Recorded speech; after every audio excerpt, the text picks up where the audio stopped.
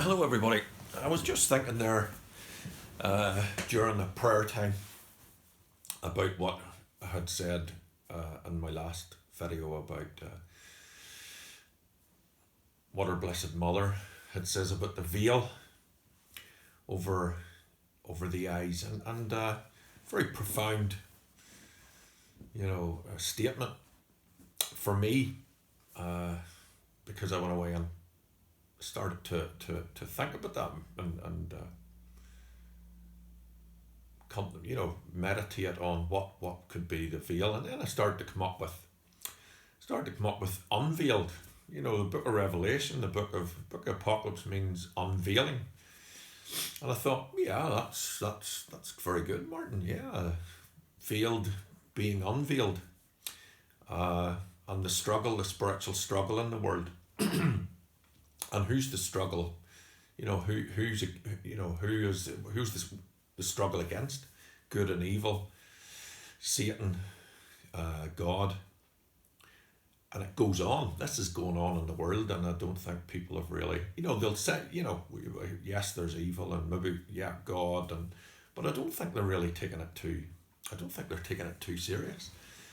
What we're going through, and I don't think they're woke up to it yet. That we are in a real spiritual battle, and if you were to take Revelations 12, the woman and the dragon, you might learn a lot from that, because that's what I had got on my meditating, the woman and the dragon. And the woman is she's the mother of the son who's the iron rod. And we see that in the scriptures, that's speaking about God, Jesus, the rule with the iron rod. That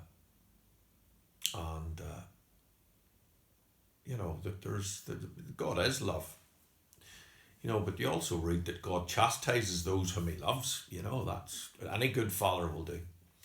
And I used to say, if a child, I used to tell the story to young ones, about if a child was going towards the fire, and the mother and father seen it. If the child's a long way away, then mother and father can nearly read the child's mind. They can see it really. The wheels turning in. They're looking at the fire, and they'll go now, and the child sort of looks up and then moves forward a bit now, and the voice rises. The voice raises a bit. And now, don't be going over there. And the flat doesn't do enough. There's don't be going in there. And the child starts to cry at some point. Either it gets the voice raising, or the physical, to stop the child going and doing something that's 1,000 times worse. And that's chastising a child from out of love. So that's what it's. You're chastising the child out of love, that it's it's heading towards the fire and it's going to be burned. And this is what's happening today. If you take the gospel, because Jesus speaks, and that's his truth, and it's an inspired word of God to guide, teach, Jesus talks about the perdition, where many are running towards perdition. They're running towards that fire, and God he'll step in like any father, and we have a spiritual mother in our Blessed Mother Mary, who has been coming and as far back as we can remember, has been there in a spiritual way, guiding her spiritual children for as long as we can remember. Lourdes and Fatima and Knock and Guadalupe and Cabello and Medjugorje, and we can even go back further than that, and she's there always guiding and always drawn back to her son, because Satan in the world and that spiritual warfare that we're fighting, and his worldly empire, is always drawn us towards the world and what the world has to offer. And if we go back and read about Jesus going into the desert where he was tempted, And he was a human being like us, and he felt that hunger and pain and tiredness, and that Satan was tempting him. And go and find out what he was tempting him by. Learn about how Satan tempted Jesus with turn the bread, turn it into food for yourself, do for yourself. And Jesus always talks about doing the will of the Father, the will of the Father, the will of the Father, not his will. Even though he's offering Jesus to do things in a way that looks good, and it's deceiving, because he's wanting them to follow what he wants, his will, Satan's will. Do it. He worship me. In the end, he tells them, worship me. I'll give you everything. I'll give you the world. Give you all the things of the world, and the prestige, and the power, the money, wealth, pleasure. It's all yours for the taking. Just lose your soul. Give me your soul. And this is what we need to be really careful of today. This is serious stuff. We're talking about eternal life and where we're going to spend it. And I was thinking today when I was, where Blessed Mother had been saying about, I have come to bring the people back to the message of my Son, the message of the Father, who brings the message of the Father, message of love. And so she's there unveiling, bringing in a way she's been given a commission by God in some way, or he's permitted her to come into the world to unveil our blindness and our darkness. And as I was thinking about it, what came to me was the simile of the cave. I don't know if anybody knows it. And I certainly wasn't a very smart person, so you'll know that anyway by my intelligence. But wasn't a very smart person, but in a way, God done to me what he would do to others. He places his own wisdom in there and makes me look smart at times. But anybody with any intelligence knows there's not really much real intelligence or intellectualism there. So I was reading when I was in college, doing philosophy and theology. The time was to hopefully, I was thinking of the Jesuits at the time, and I loved the philosophy. I loved the Greek philosophy. Loved it, Plato, Socrates, and Aristotle. And I was reading Plato's Republic, and part of the Republic has the simile of the cave. And Plato's talking about the cave. He says the cave is there's a group of people, and they're all chained together, and they can only face forward. And behind them in the cave, there's a fire, and there's a ledge up above the fire. And as the fire is burning bright, people walk across the ledge, carrying different things, and it throws a reflection onto the wall before the people who are chained, and they see these things, and with their reasoning and their intellect, they're trying to work out. And like everything else, people, there's a hierarchy there among people in their intelligence and who's getting what and who's the wisest and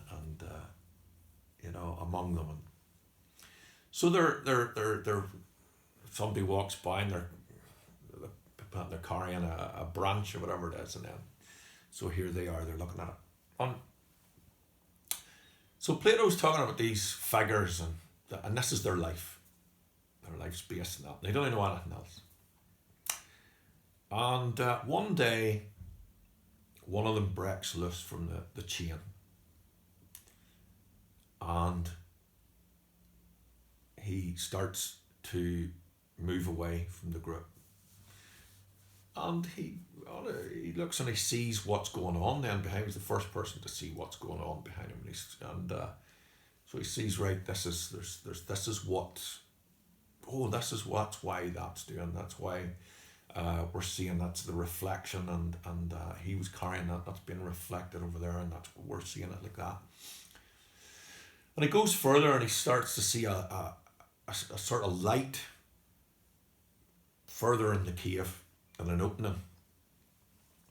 And as he heads towards the opening, the light gets brighter. And as the light gets brighter, because he's in the dark, it gets very, very painful on his eyes.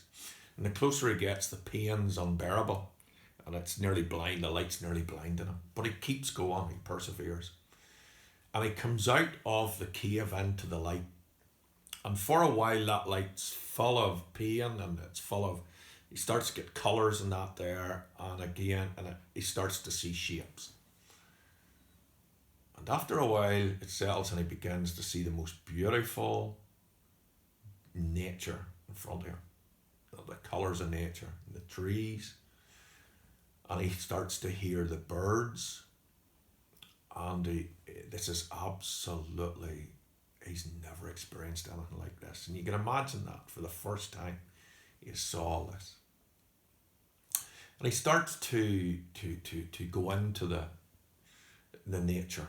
And he goes into this new adventure for him. And he's searching, and he sees a mountain. And he starts to move, and he starts to climb up this mountain.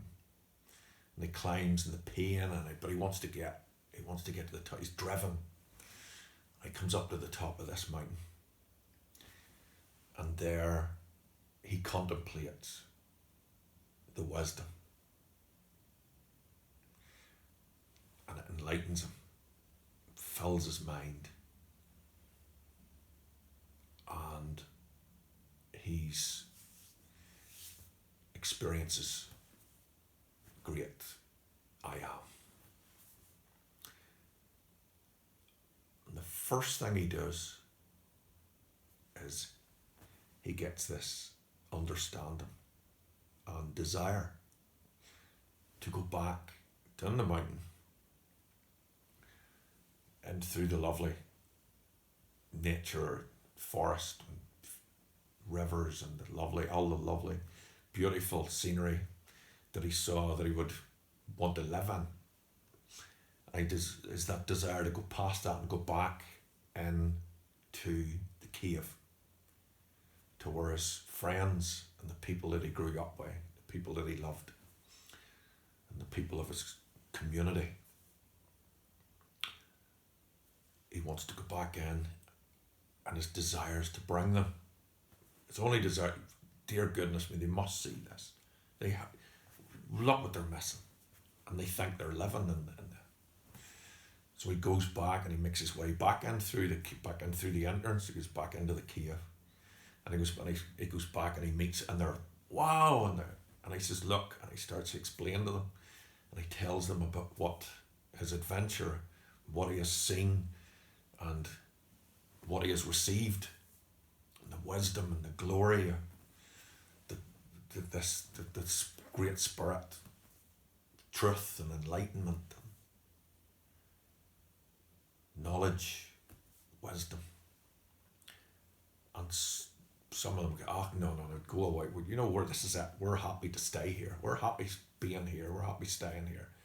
And because the ones there that usually get a bit of power, you see, and they're the ones that want us, because it's going to be real. Everybody starts going, what have they got then left? So a lot of the ones that they want to stay in the same place, doing the same thing, keeping the same thing going.